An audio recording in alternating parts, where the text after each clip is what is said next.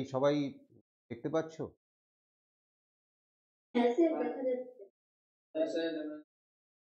হ্যাঁ স্যার। আচ্ছা, প্রথমে শুভম বলল যে কোষে দেখি 5.7-এর ওখানে কি ডাউট আছে বলো তো, কি কি বলো প্রকৃত কোন অঙ্কটা ডাউট আছে? রৈখিক সহসমীকরণ কোষে দেখি 5.7, এখানে কি করে দেবো?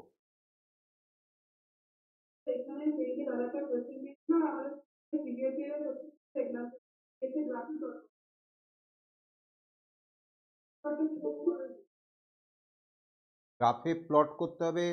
এখানে তো যেটা দিয়েছে খালি সহসমীকরণ গঠন, তাই না? তাই এখানে তো গ্রাফে প্লট করার সহসমীকরণ গঠন করে সেই সমীকরণ তোমার সমাধান করতে হবে। এখানে তো গ্রাফে প্লট করার কথা বলা নেই। এক্সাম্পলগুলো দেখো তোমার, এক্সাম্পলগুলোতেও কিন্তু তোমার ওই সহসমীকরণ গঠন করে অপনয়ন পদ্ধতি বা যে কোনো একটা পদ্ধতি দিয়ে এটা সমাধান করা আছে। তা তোমার গ্রাফে প্লট করতে কে বলছে?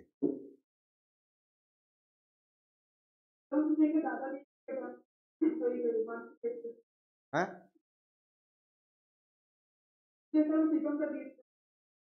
মাতৃ প্রীতমদা দিয়েছিল, প্রীতমদাকে জিজ্ঞেস করবে। এখানে যে প্রশ্নগুলো আছে সেই প্রশ্নগুলো এখানে গ্রাফে প্লট করার কথা বলা নেই। এখানে প্রশ্নগুলো থেকে তোমার সহসমীকরণ গঠন করতে হবে, সহসমীকরণ গঠন করে তারপরে অপনয়ন পদ্ধতি বা যে কোনো একটা পদ্ধতি, যে পদ্ধতিগুলো শিখেছো সেই পদ্ধতির দ্বারা এটা সমাধান করতে হবে। আর যদি তোমার গ্রাফে প্লট করতে হয় তাহলে তোমরা তো গ্রাফ শিখেছো, স্থানাঙ্ক জ্যামিতি। সেই স্থানাঙ্ক জ্যামিতির যে ধারণা থেকে যেভাবে গ্রাফে প্লট করতে হয় সেভাবে প্লট করবে। যেমন একটা অঙ্ক আমি জানি না অঙ্কটা কিভাবে তোমাকে দেবে, কেন এই ধরনের অঙ্ক গ্রাফে প্লট করে সমাধান করতে বলা হয় না।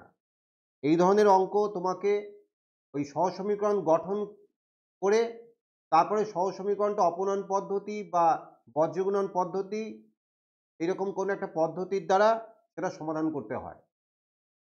এখানে গ্রাফে প্লট করার ব্যাপারটা আসে না। এবার যদি আসে তাহলে সেটা তো করা যেতেই পারে, না করার তো কিছু নেই। তোমার আমি একটা অঙ্ক দেখিয়ে দিচ্ছি কেন যে এইভাবে প্রশ্ন যাই না কোথায় দিয়েছে, এটা কে দিয়েছে প্রশ্নটা?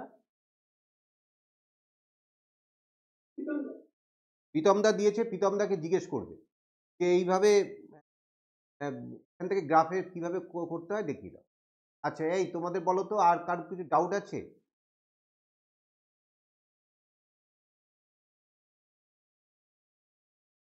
কারো কোনো ডাউট থাকলে বলো। না স্যার, আমার ডাউট নেই। স্যার, হ্যাঁ বলো। চ্যাপ্টার 11 যে 11.1 এর 9 এর যে লাস্ট কোশ্চেনটা সেটা বুঝতে পারছি না। আচ্ছা, ওটা একটু বলো তো, ওটা পেজ নাম্বারটা একটু বলো তো।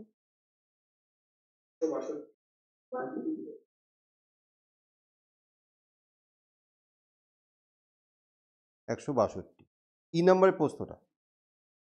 নিচের উদাহরণগুলিতে কোনগুলি গুণ কোনগুলি চল নির্দেশ করো। তা পরিবারের জনসংখ্যা, এটা তো বোঝাই যাচ্ছে যে পরিবারের জনসংখ্যা, যেমন তোমার পরিবারের সদস্য সংখ্যা কত আছে?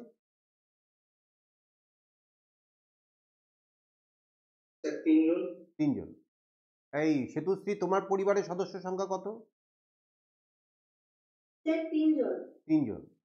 এই শুভম, তোমার পরিবারের সদস্য সংখ্যা? স্যার 3 জন। সবাই তো 3 জন আছে রে। জিৎ, তোমার পরিবারের সদস্য সংখ্যা কত? জিৎ জয়েন করেনি। জয়েশ?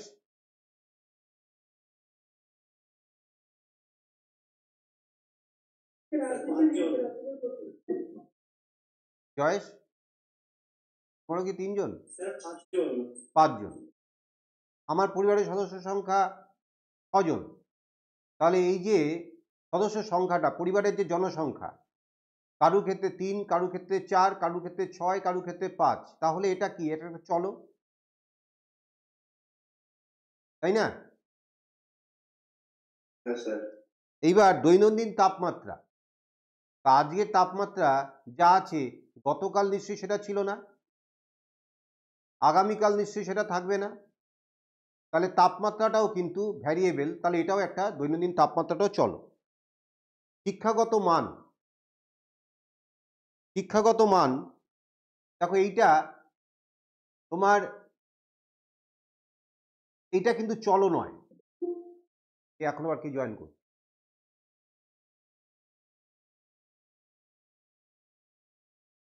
শিক্ষাগত মান, তারপরে মাধ্যমিক পরীক্ষায় প্রাপ্ত গ্রেড, এগুলো কিন্তু চলো না, এগুলো গুণ। মাসিক আয়, মাসিক আয় এক একজনের ক্ষেত্রে এক এক রকম হতে পারে।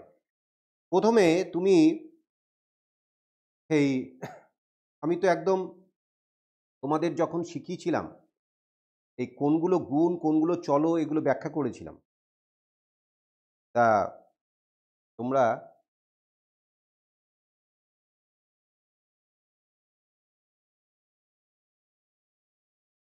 পেজ নাম্বার 152 খোলো সবাই।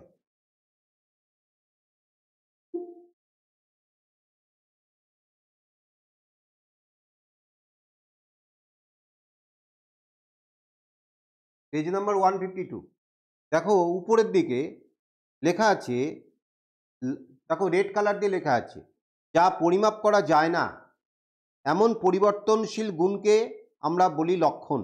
রাশিবিজ্ঞানে পরিবর্তনশীল লক্ষণকে গুণ লক্ষণ বা গুণ বলে।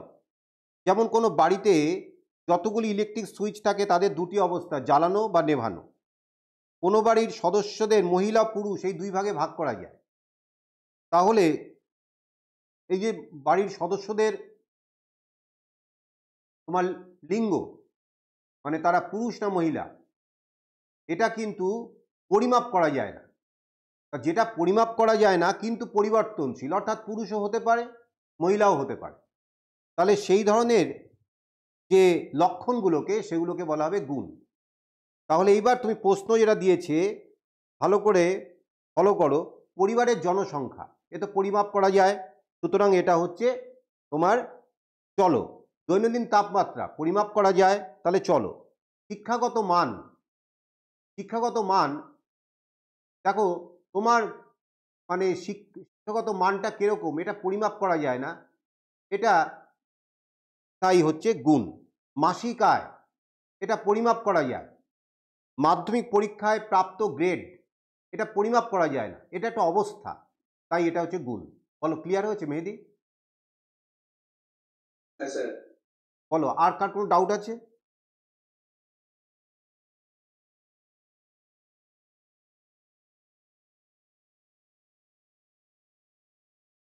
আচ্ছা, আমাদের রাশিবিজ্ঞান তাহলে এই যে বসে দেখি 11.1 এটা কি সব তাহলে শেষ হয়ে গেল? হ্যাঁ স্যার। হ্যাঁ হ্যাঁ। আচ্ছা, এইবার তাহলে আমরা 11.2। 11.2, ভেরি গুড। 11.2টা আমরা শুরু করি।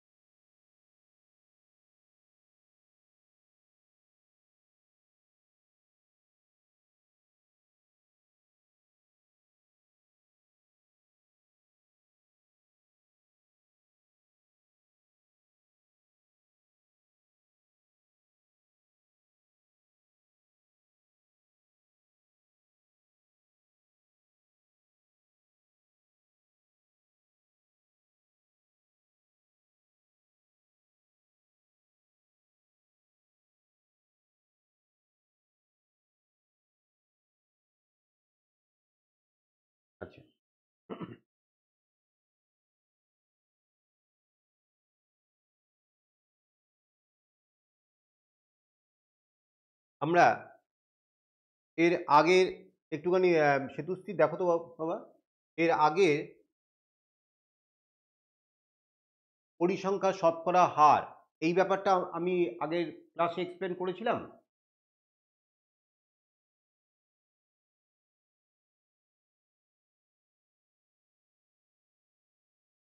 না স্যার, এটা মনে হয় আলোচনা করা হয়নি।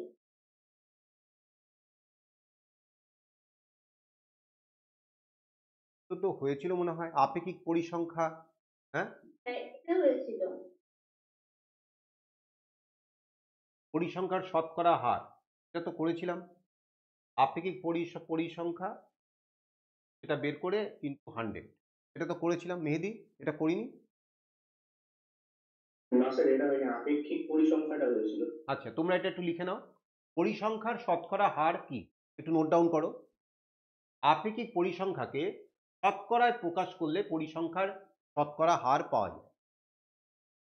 যেমন অঙ্কে প্রাপ্ত নম্বর, দেখো 19.5 থেকে 30.5 পরিসংখ্যা হচ্ছে 2, 30.5 থেকে 40.5 পরিসংখ্যা হচ্ছে 3, 40.5 থেকে 50.5 পরিসংখ্যা 1। তাহলে মোট পরিসংখ্যা এখানে 6 আছে, ঠিক। তাহলে আমাকে যদি প্রশ্ন করা হয় দ্বিতীয় শ্রেণীর পরিসংখ্যার শতকরা হার কত, তাহলে দ্বিতীয় শ্রেণীর আপেক্ষিক পরিসংখ্যাটাকে বার করতে হবে। দ্বিতীয় শ্রেণীর আপেক্ষিক পরিসংখ্যাটা কি?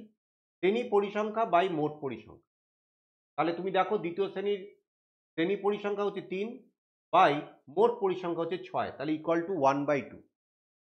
এবার দ্বিতীয় শ্রেণীর পরিসংখ্যার শতকরা হার যদি বার করতে হয়, তাহলে এই যে দ্বিতীয় শ্রেণীর আপেক্ষিক পরিসংখ্যা নির্ণয় করা হলো, এটাকে 100 দিয়ে মাল্টিপ্লাই করতে হয়। তোমরা জানো কোনো একটা ফ্র্যাকশনকে যদি পার্সেন্টেজে কনভার্ট করতে হয় তাহলে 100 দিয়ে মাল্টিপ্লাই করতে হয়, তাই তো? তাহলে শ্রেণী পরিসংখ্যা বাই মোট পরিসংখ্যা into 100, that is 3/6 into 100%, that is 50%। বলো, ক্লিয়ার? সবাই নোট ডাউন করেছো? না স্যার, একটু এই মেহেদি, বোর্ডটা ঠিকঠাক দেখা যাচ্ছে তো? হ্যাঁ স্যার, সবই ঠিক আছে, কিন্তু ভিডিওটা একটু হালকা হালকা একটু স্লো চলছে। ওটা তোমার নেটের, একটু ওটা তোমার নেটের সমস্যা। দেখো অন্যজনের প্রবলেম হয় নাকি। শুভম,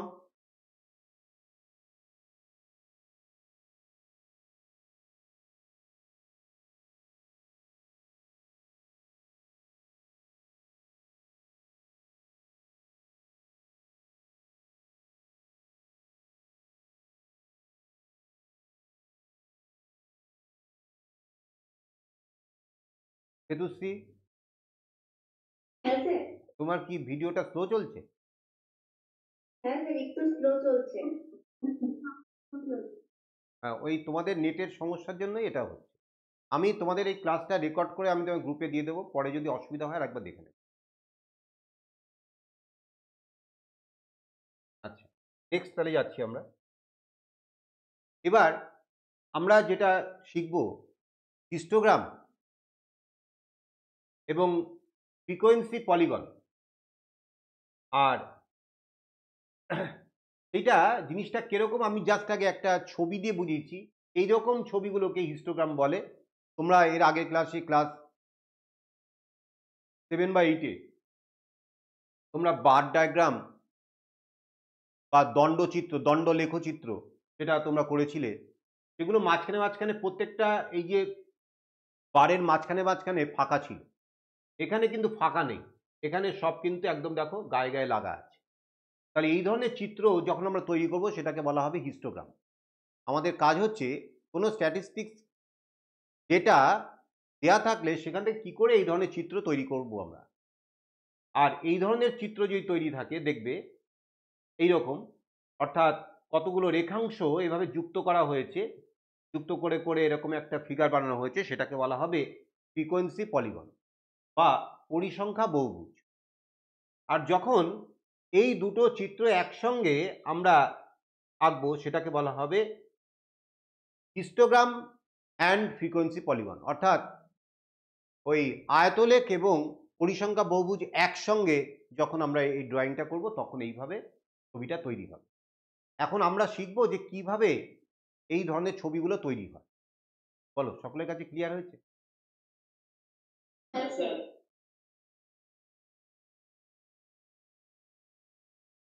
জয়েন করেছে 1 2 4 5 6 7 8 9 9 জন জয়েন করে অবস্থা বাড়িতে বসে বসে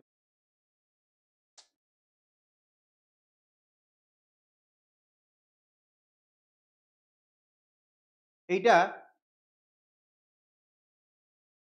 তোমাদের তো আমি পিডিএফ দিয়ে দিয়েছিলাম না? হ্যাঁ স্যার, দিয়ে দিয়েছিলেন। হ্যাঁ, তাহলে নিশ্চয়ই সমস্ত নোট ডাউন করা আছে ক্লাস নোটে। হিস্টোগ্রাম বা আয়তলেখ, এখানে আমরা টোটাল দেখো 6টা কেস নিয়ে আমরা কথা বলবো এবং এই 6টা কেস যদি তোমরা শিখে ফেলো তাহলে বইতে এই সংক্রান্ত যত অঙ্ক আছে সব অঙ্কই কিন্তু হয়ে যাবে।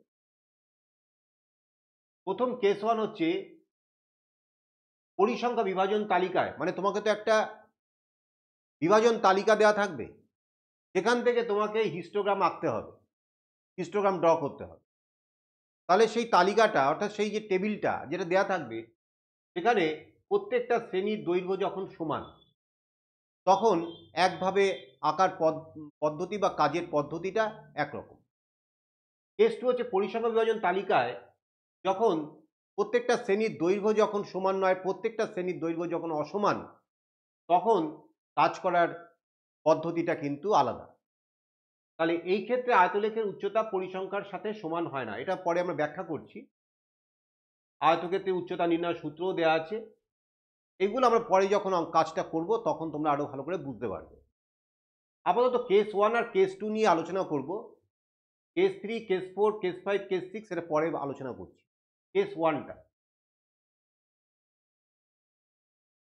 কেস 1 দেখো যখন শ্রেণী দৈর্ঘ্য সমান, নিচে প্রদত্ত তালিকা আয়তলেখের মাধ্যমে প্রকাশ করো, এই ধরনের একটা প্রশ্ন দেওয়া থাকবে। প্রত্যেকে আমি যেহেতু পিডিএফ পাঠিয়ে দিয়েছি, খাতায় যদি নোট ডাউন করা নাও থাকে তোমরা এখন খালি বুঝে নাও, পরে তোমরা নোট ডাউন করে নেবে।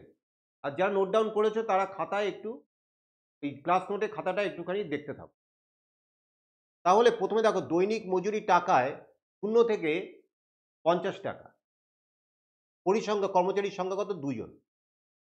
50 থেকে 100 টাকা, কর্মচারীর সংখ্যা হচ্ছে 8 জন। 100 থেকে 150 টাকা, কর্মচারীর সংখ্যা হচ্ছে 14। বলো, ক্লিয়ার?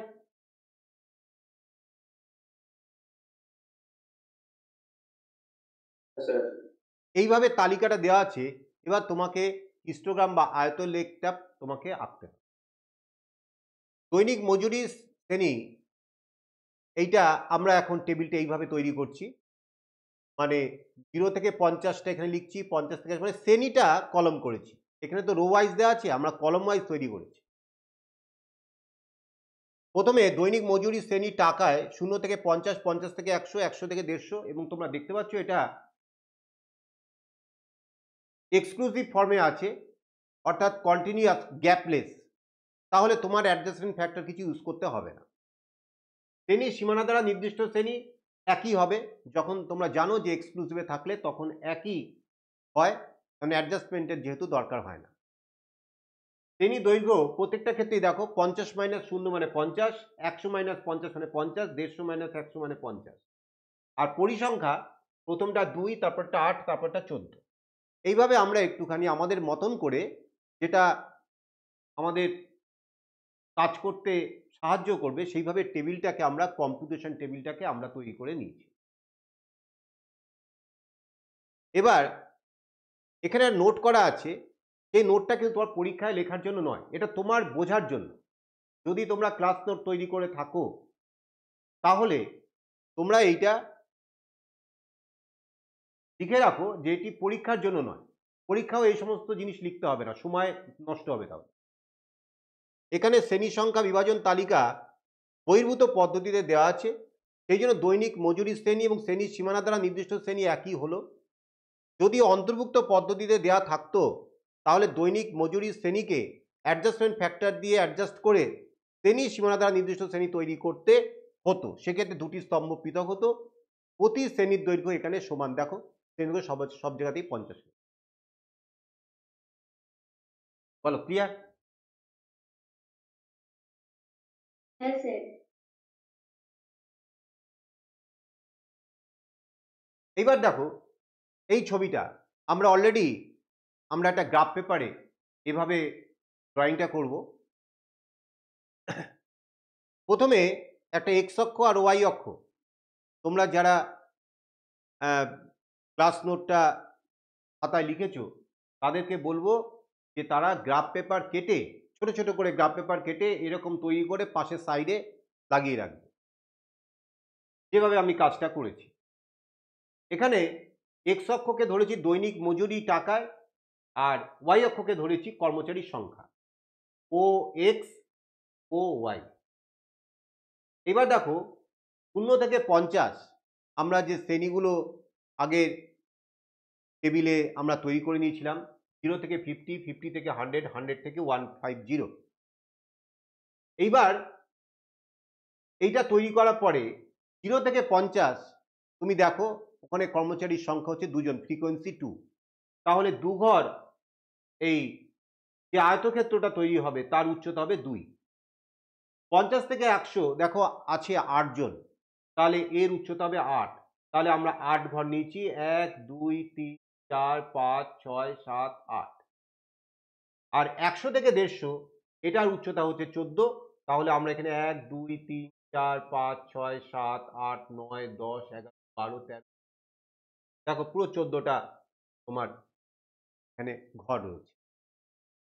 এইবার আমি তো এখানে ডিফারেন্ট কালার দিয়ে করেছি যাতে তোমাদের বুঝতে সুবিধা হয়, তোমরা কালার ইউজ না করে তোমরা ওই পেন্সিল দিয়ে খালি শেড দিয়ে দেবে। আর যেভাবে আমরা এই মাথায় 14, এখানে 8, এখানে 2 এইভাবে যে লিখেছি এইভাবে তোমরা লিখবে, এবং প্রত্যেকটা অক্ষের বিবরণ যেন নিচে দেওয়া থাকে। এবার এই নোটটা খুব ইম্পর্টেন্ট, এই নোটটা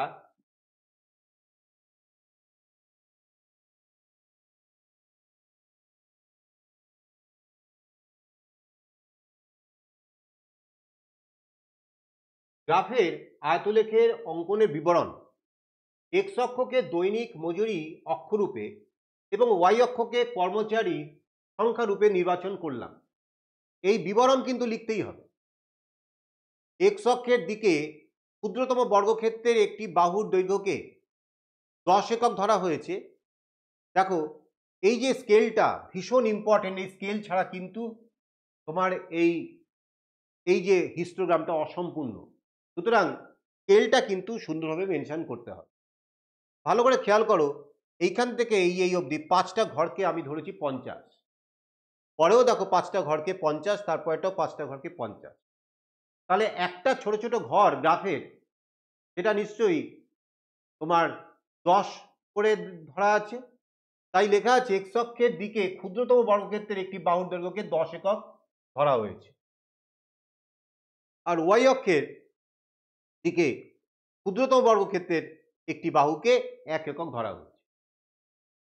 তোমরা অন্যরকমও ধরতে পারো, কিন্তু এটাই সবচেয়ে সুবিধাজনক, তাই এটা করেছি। এবার উপরের তালিকা থেকে প্রয়োজন মতো তথ্য নিয়ে গ্রাফ কাগজে আয়তলেখ অঙ্কন করলাম। এই যে এই চিত্রটা এখন আয়তলেখ, নিচে লিখবে এইখানটা একটু লিখে দেবে, এটা হচ্ছে আয়তলেখ। আয়তলেখ, বলো ক্লিয়ার?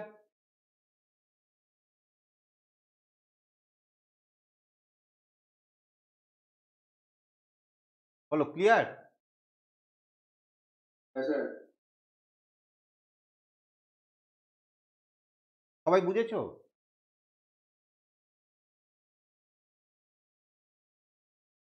মেহেদি সবাই কথা হ্যাঁ বলো। স্যার। সবাই সবাই যদি না বলো তাহলে আমি একটু ভাববো যে তোমরা কেউ নেই, খালি চালিয়ে দিয়ে চলে গেছো।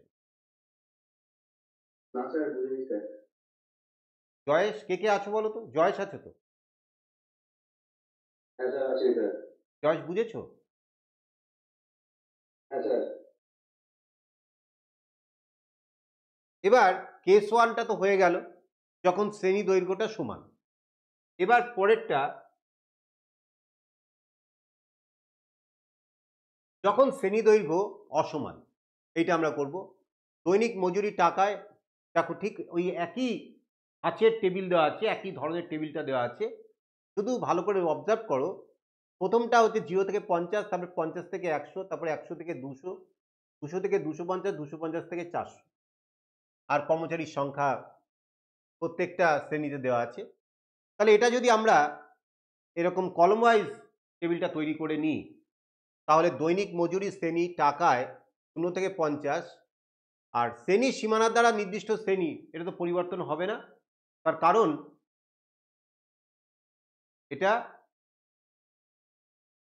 এক্সক্লুসিভ ফর্মে দেওয়া আছে, বহির্ভূত পদ্ধতিতে দেওয়া আছে, তাই অ্যাডজাস্টমেন্ট ফ্যাক্টরের ব্যবহার এখানে নেই। তাই এটা এই ক্ষেত্রে তোমার একই হবে কলমটা, এই এই কলমটা আর এই কলমটার কোনো পরিবর্তন হবে না।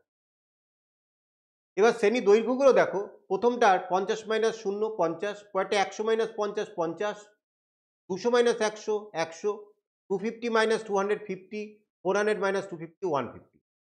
আর পরিসংখ্যাগুলো তো আমার, হ্যাঁ বলো স্যার বলো। বলছি যে এই যে কোয়েশ্চেনের নিচে যে আপনি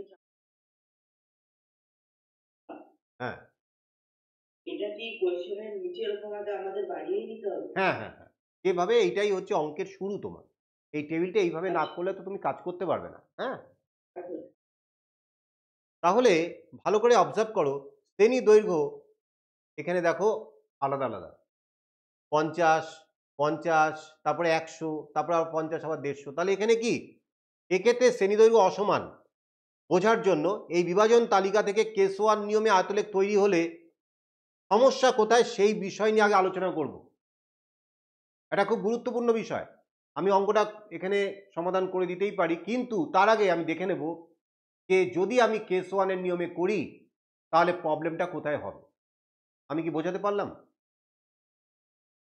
হ্যাঁ হ্যাঁ স্যার। স্যার। কেস ওয়ানে কি ছিল, শ্রেণীদৈর্ঘ্যগুলো সমান, তা আমি ওইভাবে আয়তলেখটা অঙ্কন করেছিলাম।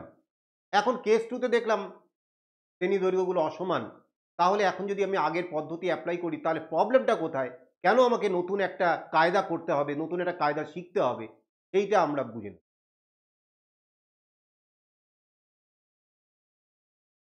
দেখো, ধরো উপরের কেস ওয়ান পদ্ধতিতে আয়তলেখ তৈরি করা হয়েছে।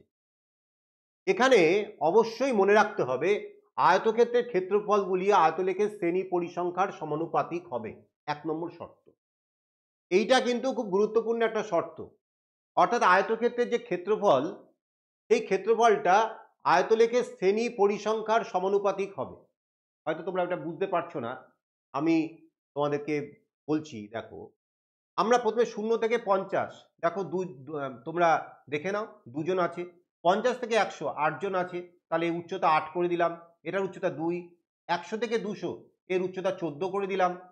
200 থেকে 250 দেখো এর উচ্চতা 8 করে দিলাম। আর 250 থেকে 400 দেখো এখানে 18 করে। এবং প্রত্যেকটা শ্রেণী দৈর্ঘ্য দেখো ছোট বড় অসমান, আমি কিন্তু কোনো জায়গাতেই কিন্তু কিছু পরিবর্তন করি।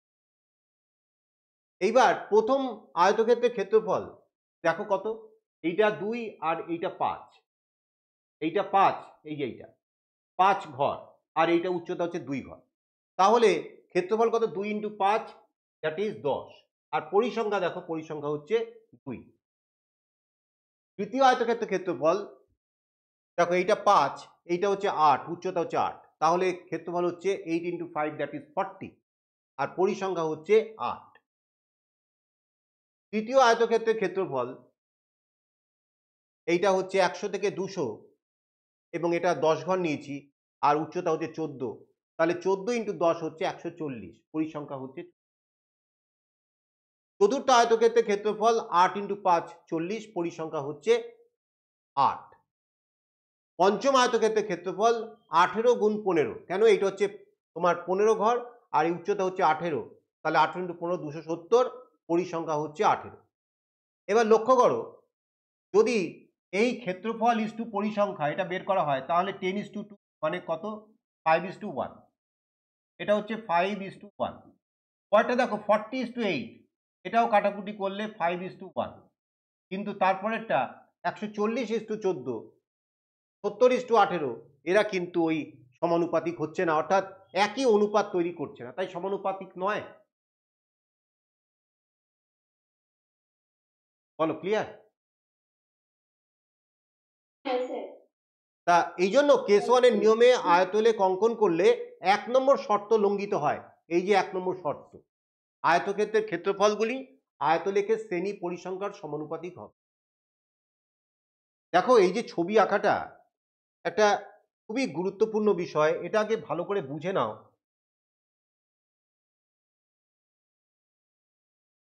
এই যে এইটা যখন শ্রেণী দৈর্ঘ্য সমান ছিল তখন তুমি ভাবতে পারো যে এই যে 0 থেকে 50, 50 থেকে 100 ফ্রিকোয়েন্সি নিয়ে নিয়েছি, এর ব্যাপারটা কি?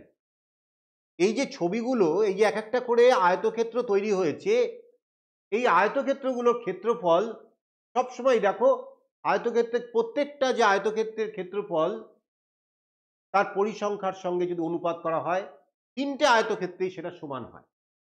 প্রথম আয়তক্ষেত্রের ক্ষেত্রফল 1, 2, 3, 4, 5, 5টা ঘর, আর 2 হচ্ছে উচ্চতা। তাহলে প্রথম আয়তক্ষেত্রের ক্ষেত্রে আমরা বলছি ফার্স্ট আয়তক্ষেত্র তার ক্ষেত্রফল আর হচ্ছে ওই পরিসংখ্যা। তাহলে ফার্স্ট আয়তক্ষেত্রের ক্ষেত্রফল এটা হচ্ছে 5 গুণ 2 মানে হচ্ছে 10, আর পরিসংখ্যা হচ্ছে 2। তাহলে অনুপাতটা কত? 5:1 বলা যেতেই পারে, তাই না? 10:2 মানে 5:1।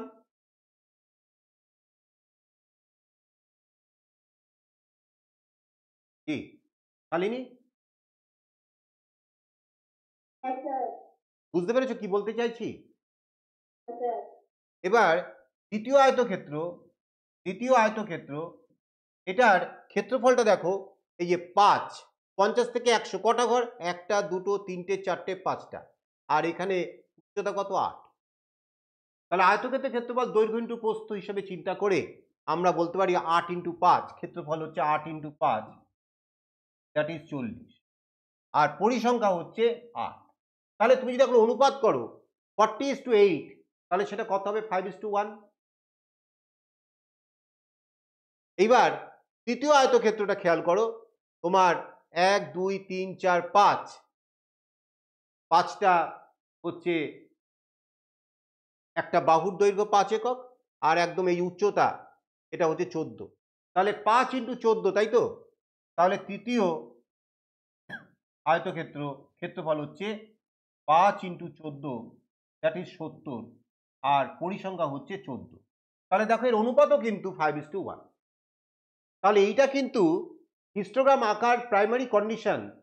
এই যে প্রত্যেকটা আয়তক্ষেত্র পাশাপাশি তৈরি হবে, প্রত্যেকটা আয়তক্ষেত্রের ক্ষেত্রফল আর ওই প্রত্যেকটা যে শ্রেণীর যে পরিসংখ্যা, কারণ প্রথম এই আয়তক্ষেত্রটা প্রথম শ্রেণীকে রিপ্রেজেন্ট করছে, দ্বিতীয় আয়তক্ষেত্রটা দ্বিতীয় শ্রেণীকে রিপ্রেজেন্ট করছে, তৃতীয় আয়তক্ষেত্রটা তৃতীয় শ্রেণীকে রিপ্রেজেন্ট করছে।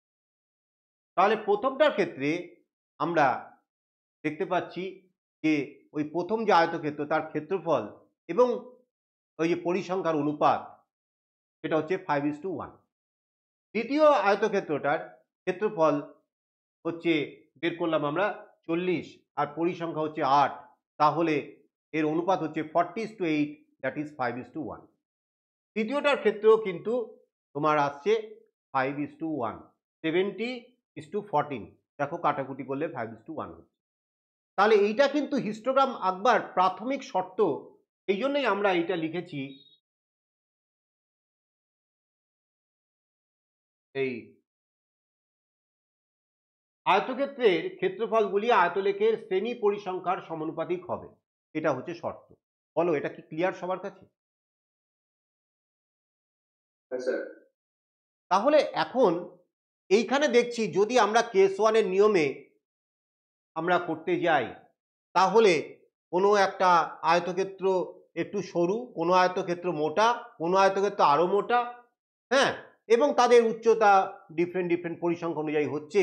কিন্তু এই করতে গিয়ে দেখছি ওই যে 1 নম্বর শর্ত, যেটা আমি কেস ওয়ানের ব্যাপারটা বোঝালাম, যে আয়তক্ষেত্রগুলোর ক্ষেত্রফল তার পরিসংখ্যার সঙ্গে সমানুপাতিক হবে প্রত্যেকটা শ্রেণীর ক্ষেত্রে, অর্থাৎ প্রত্যেকটা আয়তক্ষেত্রের ক্ষেত্রেই ওই আয়তক্ষেত্রের ক্ষেত্রফল এবং পরিসংখ্যার অনুপাতটা কিন্তু সমান হবে। কিন্তু এক্ষেত্রে সেই শর্তটা কিন্তু লঙ্ঘিত হচ্ছে, সেটা আমরা ফিল করেছি, সেটা আমরা দেখে নিয়েছি, তাই না? বলো, সবাই বুঝেছো? হ্যাঁ স্যার। তাহলে আজকে আমাদের কাজটা হচ্ছে এখন এই করতে হবে এমনভাবে এর উচ্চতাটাকে যদি পাল্টে দেওয়া যায় যাতে ওই ক্ষেত্রফল এবং পরিসংখ্যার অনুপাতটা যদি সমান করে ফেলা যায়, তাহলেই আমরা সঠিকভাবে হিস্টোগ্রামটা ড্র করতে পারবো। তাহলে সেই কাজটা কিভাবে করব সেটা দেখো।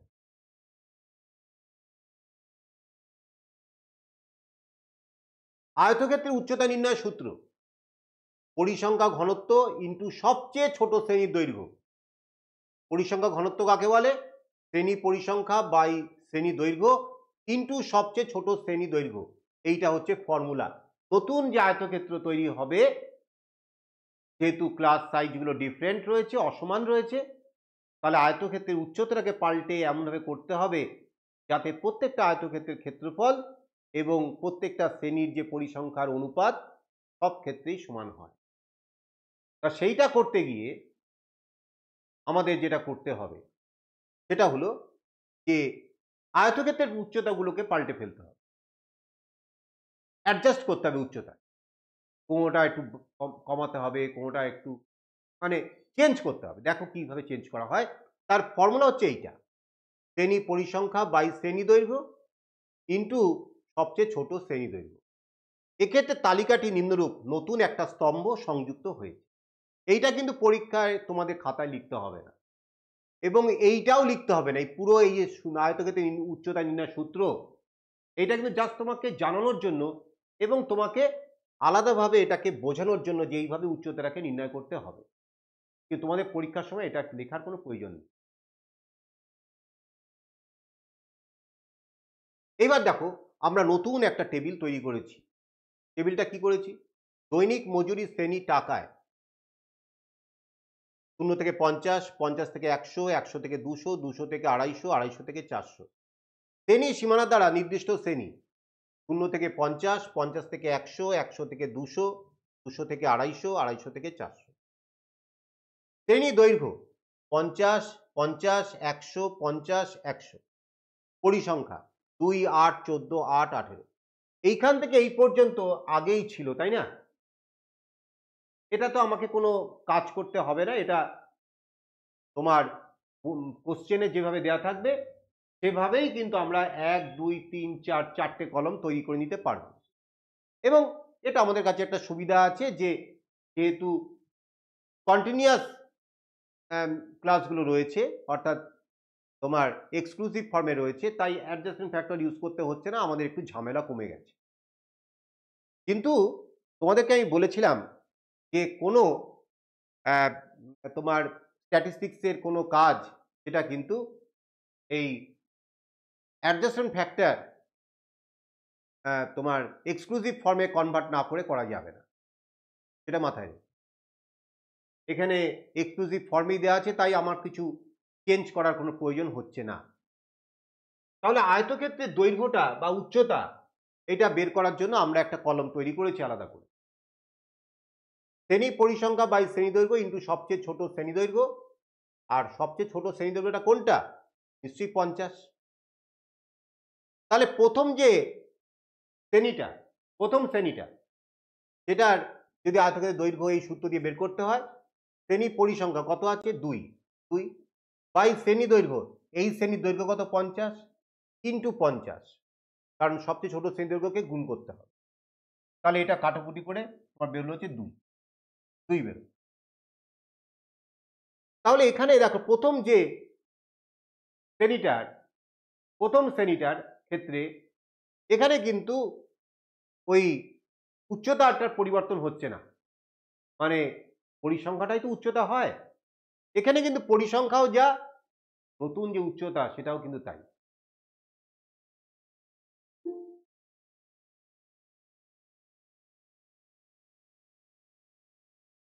শুভম বারোই। শুভম,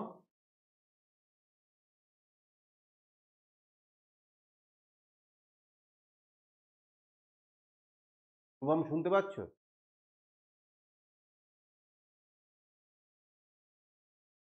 শুভম শুনতে পাচ্ছ? শুনতে পাচ্ছি স্যার। কটা বাজে?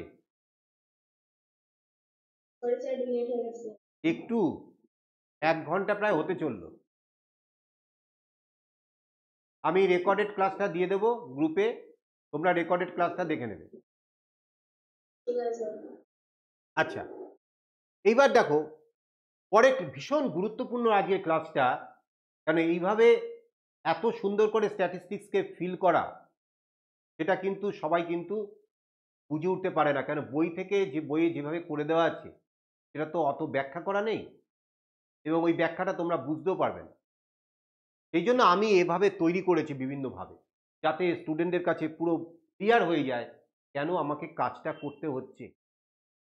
একটু আগে দেখো ব্যাখ্যা করলাম যে কেন আমাকে উচ্চতাগুলো, পরিসংখ্যাগুলোকে এই উচ্চতা করা যাচ্ছে না, যেটা আমি কেস 1-এ করছিলাম। কেস 1-এ তো পরিসংখ্যাগুলি উচ্চতা হচ্ছিল, কিন্তু কেস 2-তে পরিসংখ্যাগুলো উচ্চতা করা যাচ্ছে না, যেখানে শ্রেণী দৈর্ঘ্যটা অসমান। তাহলে আমরা দ্বিতীয় শ্রেণীটা একটু ফলো করো। এখানেও কিন্তু ওই শ্রেণী পরিসংখ্যা হচ্ছে 8 ডিভাইডেড বাই শ্রেণী দৈর্ঘ্য 50, 8/50 ইন্টু সবচেয়ে ছোট শ্রেণীর দৈর্ঘ্য হচ্ছে 50, তাই 8/50 ইন্টু 50 সেখানে হচ্ছে 8। তাহলে আয়তক্ষেত্রের উচ্চতার সঙ্গে এখানে কিন্তু কোনো চেঞ্জ হলো না, কাটাকুটি হয়ে একই থাকলো, কারণ পরিসংখ্যাটাই তো উচ্চতা হয়। তাহলে এটাও 8, ওটাও 8, এটাও 2, ওটাও 2। আসলে এখানে তো শ্রেণী দৈর্ঘ্যটা সমানই ছিল, এবং সবচেয়ে ছোট শ্রেণী দৈর্ঘ্যটাই ছিল এই শ্রেণীগুলোর দৈর্ঘ্য, তাই জন্য ওই কাটাকুটি হয়ে গিয়ে একই বেরিয়েছে।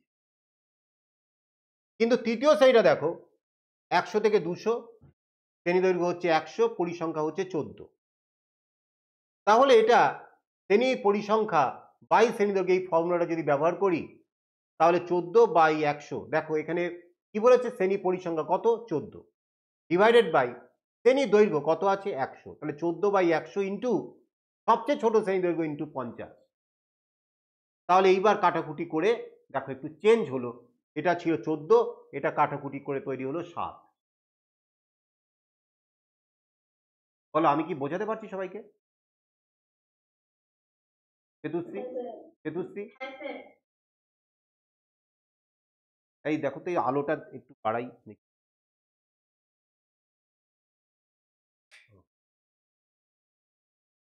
দেখো তো আলোটা একটু বাড়লো।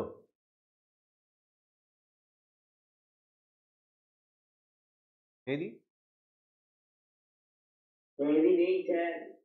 মেহেদি চলে। স্যার এসেছি আবার। স্যার ও টিভি মনে হচ্ছে খুব একটা পার্থক্য নেই। আচ্ছা আচ্ছা, হ্যাঁ ওইটা অ্যাকচুয়ালি ওই সামনের লাইটটা অফ করে রাখতে বলেছে, অফ করে। আচ্ছা, এবার চতুর্থ শ্রেণীটা ভালো করে খেয়াল করো, শ্রেণী দৈর্ঘ্য 50, সুতরাং এটাও চেঞ্জ হবে না, কেন ওই 50-50 কাটাকুটি হয়ে যাবে। সবচেয়ে ছোট শ্রেণী তো 50, আর এর শ্রেণী দৈর্ঘ্য 50, তা ওটা তো আগে থাকবে, তাই কাটাকুটি হয়ে যাচ্ছে।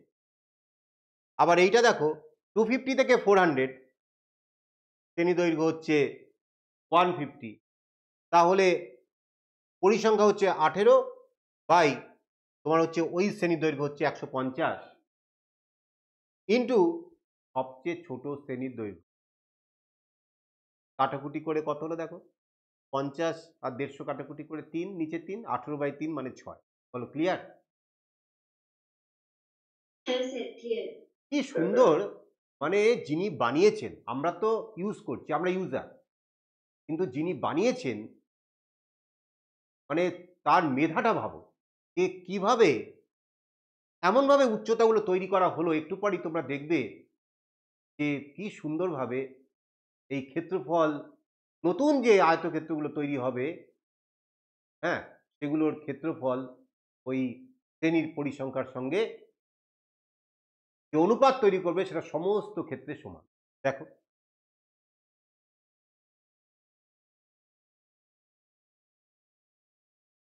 এইবার দেখো 0 থেকে 50, তোমাদের কাছে তো ক্লাস নোট করা আছে এবং তোমরা আগে তো পিডিএফটা পাঠিয়ে দিয়েছিলাম, সেটার উচ্চতা 2।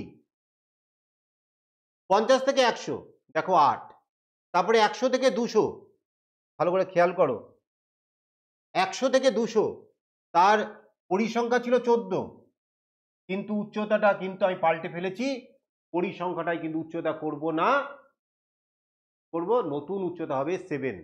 তাহলে তুমি দেখো এই 100 থেকে 200 আমরা কিন্তু 14 করিনি, 7 করে ফেলেছি, এটা 7। 200 থেকে 250 এর ফ্রিকোয়েন্সিও 8 দেওয়া ছিল, উচ্চতাটাও 8, আর 250 থেকে 250 থেকে 400 এর মেন যে পরিসংখ্যাটা 250 থেকে 400 সেটা কত ছিল দেখো 18, কিন্তু ওই উচ্চতা নির্ণয় সূত্র দিয়ে আমরা উচ্চতা পাল্টে ফেলেছি, আমরা করেছি 6। তাহলে আমরা এর উচ্চতাটা আমরা করছি 6 একক। দেখো 6টা ঘর নিয়ে, তাহলে ঠিক লেখাটা কিন্তু একই রকম হবে, অর্থাৎ দৈনিক মজুরি টাকায় কর্মচারীর সংখ্যা এদিকে ওয়াই অ্যাক্সিসের দিকে, আর ও এক্স ও ওয়াই এগুলো লিখতে ভুলবে না। আর এইভাবে তোমরা একটুখানি শেড দিয়ে দিয়ে, কালার ইউজ করতে যেও না, হ্যাঁ, সেখানে তোমরা একটু পেন্সিল দিয়ে শেড করে করে করে এগুলোকে একটু ডিফারেন্ট ডিফারেন্ট শেড দিয়ে তোমরা এই হিস্টোগ্রামগুলো তৈরি করো। লেখাটা কিন্তু ভীষণ গুরুত্বপূর্ণ। গ্রাফের আয়তলেখের অঙ্কনের বিবরণ, এক্স অক্ষকে দৈনিক মজুরি অক্ষরূপে এবং ওয়াই অক্ষকে কর্মচারীর সংখ্যারূপে নির্বাচন করলাম। এক্স অক্ষের দিকে ক্ষুদ্রতম বর্গক্ষেত্রের একটি বাহুর দৈর্ঘ্যকে 10 একক এবং ওয়াই অক্ষের দিকে ক্ষুদ্রতম বর্গক্ষেত্রের একটি বাহুকে 1 একক ধরলাম। এইবার উপরের তালিকা থেকে প্রয়োজন মতো তথ্য নিয়ে গ্রাফ কাগজে আয়তলেখ অঙ্কন করলাম। এই স্কেল নির্বাচন ভীষণ গুরুত্বপূর্ণ। তোমাদেরকে আমি যখন গ্রাফ করিয়েছিলাম, বা আমি তোমাদের করেছিলাম না, প্রীতম স্যার করেছিল মনে নেই, যাই হোক, গ্রাফে তোমরা জানো স্কেলটা ভীষণ গুরুত্বপূর্ণ। তাহলে এই যে এক্স অক্ষের দিকে আমরা কি করেছি, প্রত্যেকটা ক্ষুদ্রতম বর্গক্ষেত্রের বাহুকে 10 একক ধরেছি, সেটা তোমরা গ্রাফটা দেখেই বুঝতে পারছো। এভাবেই কিন্তু যখন তোমরা গ্রাফ আঁকবে স্কেলটা কিন্তু অবশ্যই মেনশন করবে, এবং কোন অক্ষকে কি নির্বাচন করা হলো, এক্স অক্ষকে দৈনিক মজুরি টাকায় আর ওয়াই অক্ষকে কর্মচারীর সংখ্যা রূপে নির্বাচন করা হয়েছে সেটা কিন্তু মেনশন করবে। এইবার তাহলে আমাদের কাজটা হয়ে গেল। এইবার আমরা দেখব যে এই যে আমরা এত খাটাখাটনি করে আমরা যে আয়তক্ষেত্রের উচ্চতাগুলো পাল্টে কাজটা করলাম, তাতে ওই যে 1 নম্বর শর্ত মনে করে দেখো, অর্থাৎ আয়তলেখে প্রত্যেকটা আয়তলেখের ওই ক্ষেত্রফল ওই শ্রেণীর পরিসংখ্যার সঙ্গে সমানুপাতিক হবে, যেটা আমি দেখিয়েছিলাম যে কেস 1 এর নিয়মে যদি এটা আমরা করি তাহলে আয়তক্ষেত্রের এই 1 নম্বর এই শর্তটা, অর্থাৎ প্রত্যেকটা আয়তক্ষেত্রের ক্ষেত্রফল এবং ওই শ্রেণীর পরিসংখ্যার অনুপাতগুলো সব আলাদা আলাদা হয়ে যায়, সেক্ষেত্রে ওই শর্তটা সিদ্ধ হয় না। তাহলে এখন যে আয়তক্ষেত্রের উচ্চতাগুলোকে একটুখানি মডিফাই করে নিয়েছি, তাহলে সেক্ষেত্রে কি ক্ষেত্রফল এবং পরিসংখ্যার অনুপাত কি সব ক্ষেত্রে সমান হচ্ছে, একটু দেখা যাক। দেখো এই হচ্ছে গ্রাফটা, পাশেই রেখেছি আমি। আর প্রথম আয়তক্ষেত্রের ক্ষেত্রফল এই উচ্চতা হচ্ছে 2 আর এইটা হচ্ছে 5, তাহলে 2 × 5 মানে 10 আর পরিসংখ্যা হচ্ছে 2। তাহলে প্রথমটার ক্ষেত্রে ক্ষেত্রফল ইস্টু পরিসংখ্যা কত হলো, 5:1। দ্বিতীয় আয়তক্ষেত্রের ক্ষেত্রফল দেখো এইটা হচ্ছে 5 × 8, 5 × 8 40 আর পরিসংখ্যা হচ্ছে 8, তাহলে 40:8 দ্যাট ইজ 5:1। এবার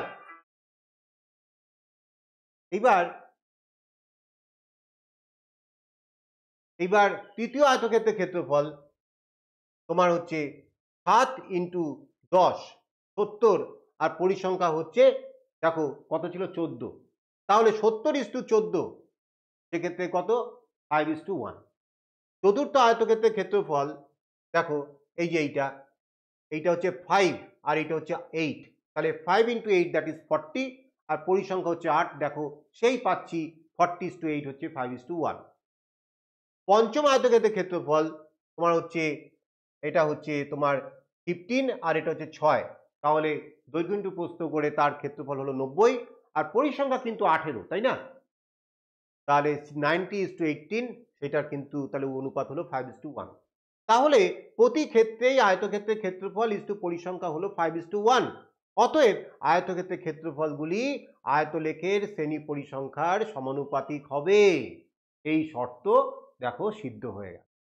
তাহলে এই যে আয়তক্ষেত্রের উচ্চতাগুলো একটু মডিফাই করে নিয়ে আমরা তো দারুণ একটা কাজ করে ফেলেছি, অর্থাৎ হিস্টোগ্রামটা সঠিকভাবে এঁকেছি। পরীক্ষার সময় এই ব্যাপারটা কিন্তু তোমাকে কিন্তু করতে হবে না। এটা হচ্ছে তোমার বোঝার জন্য যে তুমি যে কাজটা করেছো সেটা কেন করেছো, তার প্রেক্ষাপটটা কি, এবং যে কাজটা করেছো সেটা সঠিক হয়েছে কিনা। 1 নম্বর শর্তটা, অর্থাৎ যে আয়তক্ষেত্রের ক্ষেত্রফল এবং প্রত্যেকটা শ্রেণীর পরিসংখ্যা এই যে অনুপাতটা যে সব ক্ষেত্রেই সমান হবে, সেইটা আমরা এখানে দেখিয়ে দিলাম, দেখতে পারলাম, একদম চাক্ষুষ দেখতে পাচ্ছি, শুধু মুখস্থ করে নয়। এমন ভাবে আমরা কাজটা করব যেন ওই পরিষ্কার থাকে একদম প্রথম থেকে শেষ অবধি। তাহলে এবার আমাদের হিস্টোগ্রাম আঁকাটা সম্পূর্ণ হলো। পরীক্ষার খাতায় কিন্তু এইটা কিন্তু তোমাকে ব্যাখ্যা করতে হবে না। বলো, ক্লিয়ার সবার কাছে? Yes, sir. হ্যাঁ clear। আচ্ছা ভেরি গুড। এইবার আমাদের কেস 3, কেস 4, কেস 5, কেস 6 এগুলো নিয়ে আলোচনা করব। তাহলে চলো একদম প্রথমে যাই যে কেস 3টা কি ছিল।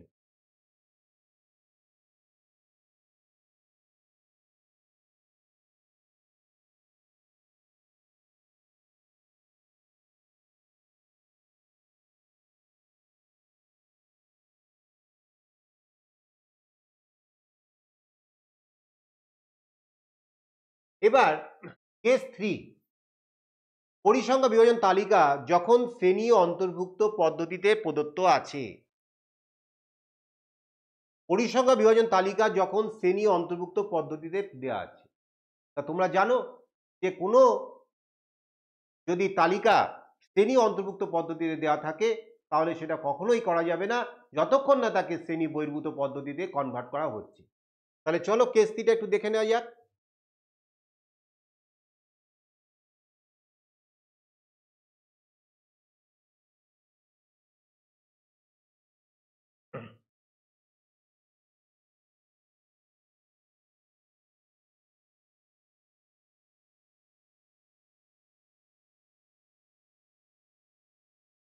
কেস 3, যখন পরিসংখ্যা বিভাজন তালিকা শ্রেণী অন্তর্ভুক্ত পদ্ধতিতে প্রদত্ত থাকবে। পাতার দৈর্ঘ্য, পাতার সংখ্যা 118 থেকে 126, 127 থেকে 135, 136 থেকে 144, 145 থেকে 153, 154 থেকে 162 তোমরা দেখতে পাচ্ছ। এবং পাতার সংখ্যা, অর্থাৎ প্রত্যেকটা ক্লাসের ফ্রিকোয়েন্সি হচ্ছে পাতার সংখ্যা, যে 118 সেন্টিমিটার থেকে 126 সেন্টিমিটার এরকম পাতা, এইরকম দৈর্ঘ্যের পাতা কটা রয়েছে? 3টে। 127 সেন্টিমিটার থেকে 135 সেন্টিমিটার দৈর্ঘ্যের পাতা রয়েছে কটা? 5টা। এভাবেই তো টেবিলটা তৈরি করা আছে। কিন্তু কাজ করতে গিয়ে যেটা আমাদের এখন সমস্যা হচ্ছে সেটা হচ্ছে এখানে দেখো 126, তারপরে আছে 127 থেকে শুরু হয়েছে, 135-এর শেষ 136 থেকে শুরু হয়েছে, অর্থাৎ মাঝখানে একটা একটা করে গ্যাপ রয়েছে। যদি কারো কোনো পাতার দৈর্ঘ্য 126.5 হয় তাহলে কি তাকে কোনো ক্লাসে ঢোকানো যায়? এই জন্যই আমাদের কাজটা হচ্ছে একে অ্যাডজাস্ট করে এক্সক্লুসিভে কনভার্ট করতে হবে। তাহলে এই ধরনের প্রশ্নে প্রথমে অ্যাডজাস্টমেন্ট ফ্যাক্টর দিয়ে অ্যাডজাস্ট করে শ্রেণী সীমানা দ্বারা নির্দিষ্ট শ্রেণী স্তম্ভ নির্ণয় করতে হবে। এবং তোমরা আগের এক্সারসাইজে অ্যাডজাস্টমেন্ট ফ্যাক্টর তোমরা দেখে নিয়েছো, 127 মাইনাস 126/2, অর্থাৎ যে কোনো একটা ক্লাস এক্সেপ্ট ফার্স্ট ক্লাস, প্রথম ক্লাসটা বাদ দিয়ে দ্বিতীয় ক্লাসের থেকে তুমি যে কোনো একটা ক্লাস নির্বাচন করতে পারো, তার লোয়ার লিমিট মাইনাস প্রিভিয়াস ক্লাসের আপার লিমিট বাই 2, তাহলে 127 মাইনাস 126/2 0.5। এটা তো তোমরা দেখেছো অ্যাডজাস্টমেন্ট ফ্যাক্টর কী করে তৈরি করতে হয়। এইবার তৈরি করা হলো, তৈরি করার পরে আমরা টেবিলটাকে এইভাবে আমরা তৈরি করেছি। এই যে পাতার দৈর্ঘ্য, এইভাবেই ক্লাসগুলো দেওয়া ছিল, সেটা লিখেছি। তারপর যে কাজটা আমরা করলাম, অ্যাডজাস্টমেন্ট ফ্যাক্টর দিয়ে অ্যাডজাস্ট করে আমরা তাহলে শ্রেণী সীমানা দ্বারা নির্দিষ্ট শ্রেণী এইটাকে আমরা তৈরি করতে হবে। তাহলে 0.5 তোমরা জানো যে অ্যাডজাস্টমেন্ট ফ্যাক্টর 0.5 তৈরি হয়েছে, তাহলে প্রথম ক্লাসের লোয়ার লিমিটটা থেকে 0.5 মাইনাস করব আর আপার লিমিটের সঙ্গে 0.5 প্লাস করব। তাহলে 117.5 থেকে 126.5 নিশ্চয়ই সকলে বুঝতে পারছো। 118 থেকে যদি 0.5 মাইনাস করা হয় তাহলে নিশ্চয়ই 117.5 হয়, আর 126-এর সঙ্গে যদি 0.5 অ্যাড করা হয় তাহলে 126.5 হয়। তাহলে এইভাবে আমরা প্রত্যেকটা ক্লাস কিন্তু এইভাবে 0.5 মাইনাস আর 0.5 প্লাস করে করে প্রত্যেকটা ক্লাসকে আমরা কিন্তু এমনভাবে তৈরি করেছি যাতে এই টেবিলটা এক্সক্লুসিভ ফর্মে কনভার্ট হয়ে যায়, গ্যাপলেস কন্টিনিউয়াস হয়ে যায়। এবং শ্রেণী দৈর্ঘ্য প্রত্যেকটা ক্ষেত্রে দেখো 126.5 মাইনাস 117.5, এটা দেখো 9, তাই না? প্রত্যেকটা ক্লাসের লেন্থ বা ক্লাস সাইজ যেটাকে বলে সেটা কিন্তু 9, এবং পরিসংখ্যা যেটা দেওয়া ছিল পাতার সংখ্যা 3, 5, 9, 12 ভাবে আমরা লিখে নিয়েছি। তাহলে এক্ষেত্রে শ্রেণী দৈর্ঘ্য সমান, তাই কেস 2 এর ন্যায় আয়তক্ষেত্রের উচ্চতা পৃথকভাবে নির্ণয় করার প্রয়োজন নেই। বাহ, খুব সুন্দর। এরকম হলে তো আমাদের সুবিধাই হবে, আর খাটনি বেশি খাটতে হবে না। তা কিন্তু এই লেখাটা তোমাদের লিখতে হবে না, এখানে তোমরা জাস্ট এক্ষেত্রে শ্রেণী দৈর্ঘ্য সমান এইটুকু মেনশন করতেই পারো। হ্যাঁ, আচ্ছা, এইবার দেখো এই হচ্ছে আমাদের হিস্টোগ্রামটা তৈরি হচ্ছে। সেখানে আমাদের প্রথম শুরু হচ্ছে 117.5 থেকে, তাহলে একটা কিঙ্ক আমরা ইউজ করব। তোমরা জানো যে কিঙ্কটা কিরকম, অর্থাৎ কিঙ্কটা একটা যেন ভাঁজ করা আছে। আমি আবার বলছি, কিঙ্কটা একটা ভাঁজ করা আছে। কেন?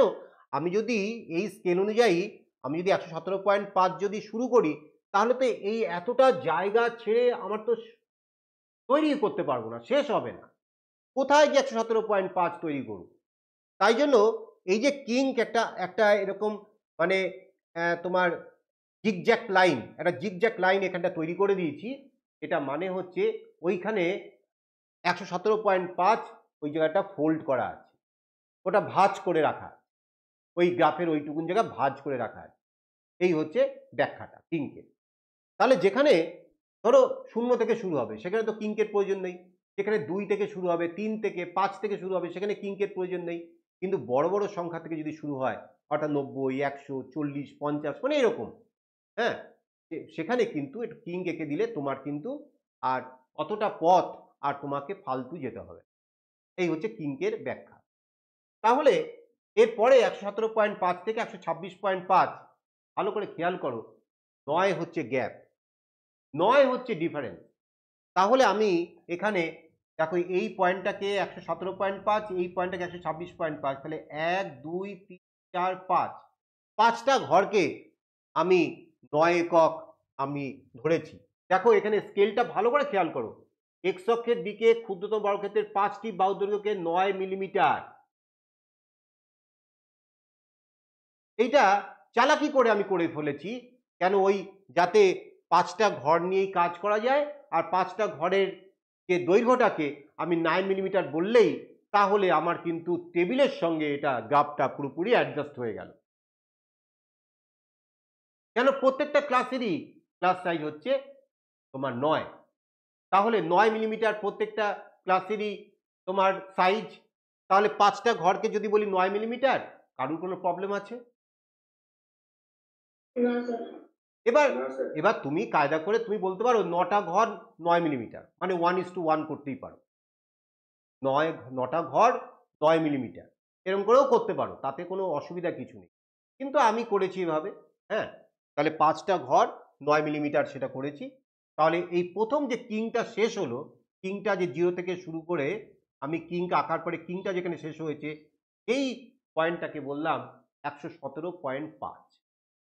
কোনো অসুবিধা নেই, তোমার 0.5 থাকুক আর 117.25 থাকুক, যাই থাকুক না কেন, আমি যদি শুরুটাই বলি এই বিন্দুটা 117.5, তাহলে তো কারোর প্রবলেম নেই। অনেকে ভাবে যে 117.5 আমি কি করে প্লট করব, 117.25, 117.3 কি করে প্লট করব? যেখানে আমি এই পয়েন্টটাকেই বলছি, মানে এই যে বর্গক্ষেত্রটা যেখানে শেষ হয়েছে সেই পয়েন্টটাকেই বলছি 117.5, তাহলে আমার কিন্তু তুমি চিন্তা করে দেখো আর কিন্তু ফ্র্যাকশনের বা ডেসিমালের ব্যাপারটা কিন্তু আমাকে কিন্তু আর জ্বালাতন করবে না, তাই না?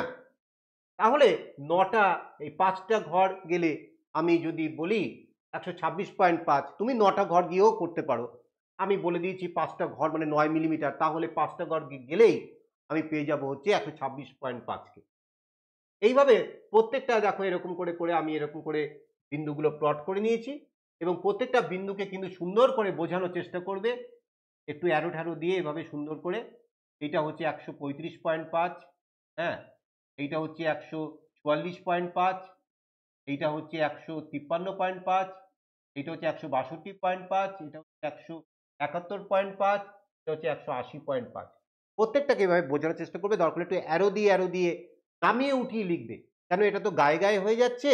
তাই জন্য কোন একটা অ্যারো একটু লম্বা করে দিয়ে একটু ফিগারটা নিচে লেখো, আবার কোন একটা অ্যারো একটু ছোট করে দিয়ে ফিগারটা একটু উপরে লেখো, জিনিসটা যেন খুব ভিজিবল হয়, সুন্দর করে প্রত্যেকটা বিন্দুকে যেন বোঝা যায় তার মানটা কত।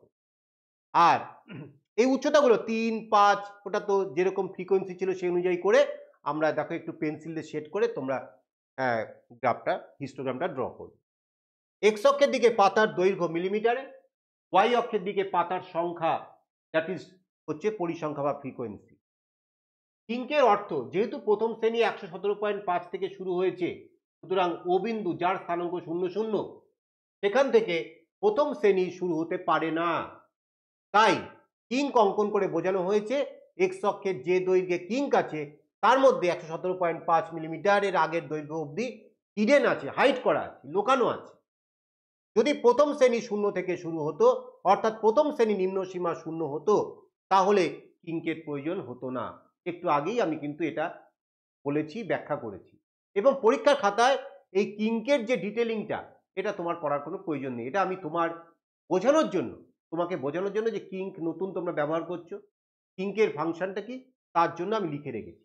পরীক্ষার খাতায় লিখে সময় নষ্ট করবে না। গ্রাফের আয়তলেখের বিবরণ ভীষণ ইম্পর্টেন্ট, দিতেই হবে। প্রথমে এক্স অক্ষকে পাতার দৈর্ঘ্য অক্ষ রূপে এবং ওয়াই অক্ষকে পাতার সংখ্যক রূপে নির্বাচন করলাম। এক্স অক্ষের দিকে ক্ষুদ্রতম বর্গক্ষেত্রের 5টি বাহু দৈর্ঘ্যকে 9 মিলিমিটার। তুমি অন্যরকমও করতে পারো, কোনো অসুবিধা নেই। তুমি 6টা বাহু দৈর্ঘ্যে 9 মিলিমিটার, 8টা বাহু দৈর্ঘ্যকে 9 মিলিমিটার, যা খুশি করতে পারো। 9টা বাহু দৈর্ঘ্যে 9 মিলিমিটার, সেটাও করতে পারো। এবং ওয়াই অক্ষের দিকে ক্ষুদ্রতম বর্গক্ষেত্রের একটি বাহুকে 1 একক ধরলাম। এই স্কেল নিজের পছন্দ মতো নির্বাচন করতে পারো, আমি লিখেও রেখেছি। এইবার উপরে তালিকা থেকে প্রয়োজন মতো তথ্য নিয়ে গ্রাফ কাগজে আয়তলেখ অঙ্কন করলাম। এর নিচে এইখানটায় লিখে দেবে আয়তলেখ।